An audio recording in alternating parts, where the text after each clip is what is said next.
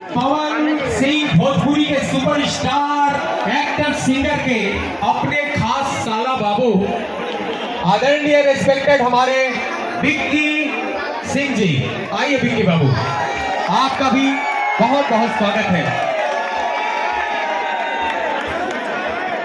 हट जा मुन्ना, हट जा।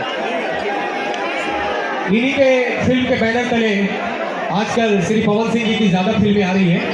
थैंक यू विक्की बाबू, आप भी मुंबई से चलकर आए हमारे बीच मेरे कहने पे, इसके लिए मेरे तरफ से और पूरे चापदानी शहर के तरफ से और चापदानी पौर सभा के पौर प्रधान सर्व सम्मानीय चापदानी शहर के यूनियन के कांठारी आदरणीय सम्मानीय श्री सुरेश मिश्रा जी की तरफ से शिल्पी राज जी, विजय चौहान जी, विक्की सिंह जी, आप सबका स्वागत। तो चलिए अब एगो बड़ी बढ़िया शुभ लाभ देना चाहत